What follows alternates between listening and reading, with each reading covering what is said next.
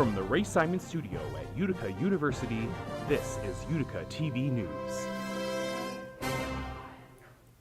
Good afternoon, I'm Rhiannon Matt. And I'm Izzy Stalker. Coming up, an emergency food fund has struggled to aid those struggling with SNAP Plus, and a new coffee shop has moved in coming up on UticaTV. The Utica University men's basketball team will be partnering with the Oneida County Youth Bureau to offer a free youth basketball clinic. The clinic will be open to boys and girls aged 8 to 17 years old and held from 1 to 3 p.m. on December 6th at the Accelerate Sports Complex in Whitesboro.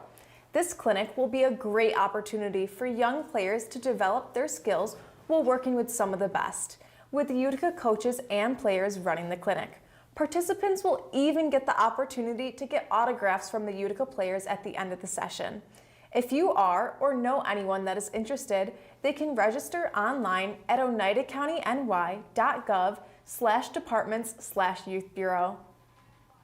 On November 12th, authorities searched an apartment owned by Richard Brown in Utica, which led to a drug seizure. As a result of the operation, state police confiscated more than 3 ounces of cocaine, 2 ounces of crystal meth, 1 ounce of crack cocaine, and over an eighth of an ounce of fentanyl. 52-year-old Brown was arrested and charged with criminal possession of controlled substances.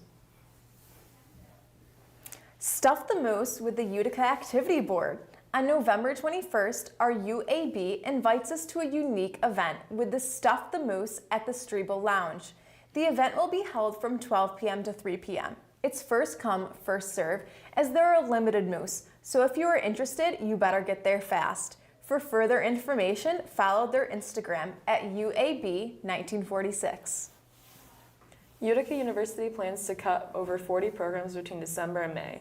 These programs include Africana Studies, Anthropology, History, several cultural and language minors, and many more. Due to these cuts, 31 faculty members, 1 to 2 per department, couldn't be left without a job. Up until recently, students and faculty were not involved or aware of these decisions. For more information, please search Academic Portfolio Plan on utica.edu or email dejaniquebell@dmbell@utica.edu. On November 12th, the United Way of Mohawk Valley has launched an emergency food response fund. This fund is meant to provide funds for food pantries and meal programs in the Oneida and Herkimer counties. This fund was created in response to the delays in SNAP benefits due to the government shutdown. This fund started with a $10,000 investment and will help supply local programs with food, baby formula, diapers, and emergency meal supplies. The United Way of Mohawk Valley plans to launch another program called the Backpack Program. This will launch on November 24th and is meant to give food to students during school breaks. Thanksgiving is around the corner, and the Rescue Mission of Utica is inviting members of the community for their annual Thanksgiving banquet. The event will take place at the Food Service Building at 21 Rutgers Street in Utica from 11:30 a.m. to 12:30 p.m. on Thursday, November 27th. The Rescue Mission is offering delivery opportunities for those who are homebound.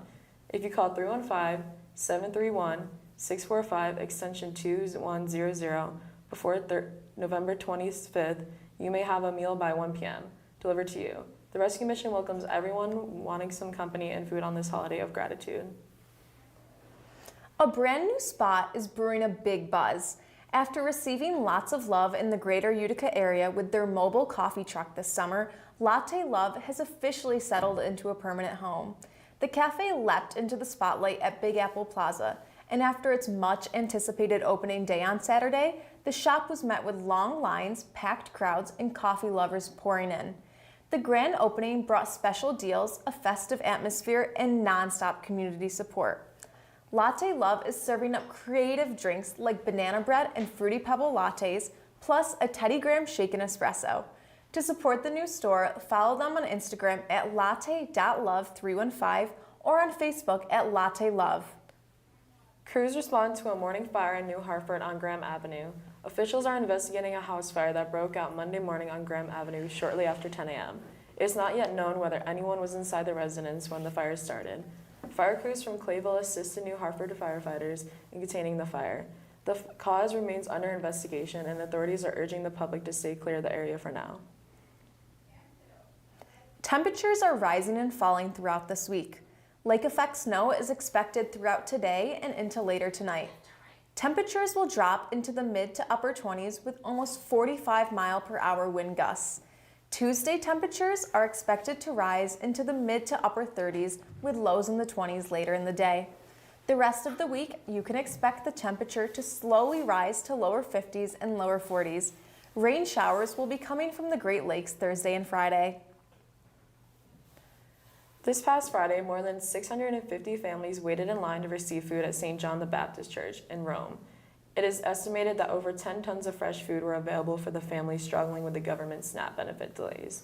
This specific food giveaway started when the COVID-19 pandemic hit and has only grown since then, with officials stating that more than 100 new families signed up to get access to food. The UticaTV Board and our Inter-Greek Council presents with yet another engaging event, Casino Night. On November 19th from 6 p.m. to 9 p.m. at Strebo Lounge, UAB and IGC are hosting a casino night. There will be all kinds of games and a couple of raffle prizes to win. If you are interested, check out their Instagram at UAB1946 for any further information. The women's hockey team won their senior day game this past weekend. They won 6-0 against Hilbert College. A few great game leads were Casey Ryder, Kelsey Elliott, and Kate Hart, scoring 2 goals and carrying the Pioneers to victory. Utica having the most action with 68 shots on goal and their goalies being on point. This was an amazing game, and I'm ready to see what they do next weekend in Elmira on Friday, November 21st at 7 p.m. Great job, girls. Keep up the great work. The Pioneers closed their regular season with a thrilling 28-20 comeback win over Brockport. After trailing 14-0, the Pioneers erupted for 21 second-half points to improve to 8-2 and finish second in the Empire 8. Quarterback Tyler Zalkowski threw for over 250 second-half passing yards and finished the year with 3,281 passing yards and 31 touchdowns. Receiver Bryce Palmer caught 9 passes for 137 yards and 3 scores, while Logan Frederick had 10 catches for 88 yards. Defensively, Eli Douglas led the team with 8 tackles, 3 pass breakups, and a 78-yard pick six as Utica held Brockport to just 6 points after halftime. The Pioneers outgained the Golden Eagles 371-330 to seal their incredible victory. Next, the Pioneers will play their first ever home postseason bowl game as they will host Rowan University in the Asa S. Bushnell ECAC bowl game Saturday at 1 p.m. The women's basketball took a loss this weekend against Plattsburgh State. The team lost 50-71. The girls showed great teamwork and sportsmanship.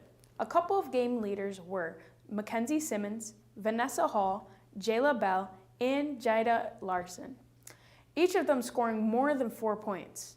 Mackenzie scoring a huge 16 points and carrying the Pioneers. Overall, the girls did a wonderful job and had great, smart plays. More to come on their next game against Westfield State on November 21st at 5:30 p.m. I hope to see you there. There's more Utica versus Brockport action as number 10 men's hockey completed a sweep of Brockport with a 5-2 win, moving to 2-0 in UCHC play. The Pioneers dominated possession in this one, outshooting Brockport 53-23 and blocking 15 shots, including 3 from captain Preston Brighton. They also won 48 of 74 faceoffs for a 64.9 win rate, with Andrew Della Rovere going 18 for 24.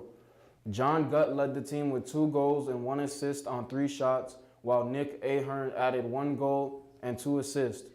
Alexander Gullinshan chipped in with 1 goal and 1 assist, and Kyle Curtin stopped 21 shots in net. The Pioneers will now go into next weekend's 2-game set against Manhattanville as they look to stay undefeated in conference play. Friday's game starts at 7 p.m. while Saturday's game begins at 2. The Pioneer football team will make school history this Saturday. They will play their first ever home postseason game. The Pioneers will play host to 7-2-1 Rowan University in the Asa S. Bushnell ECAC bowl game Saturday at 1 p.m. This will be Utica football's 7th bowl game in school history. as they won their most recent bowl game, defeating Hobart 10-6 in a hard-fought battle.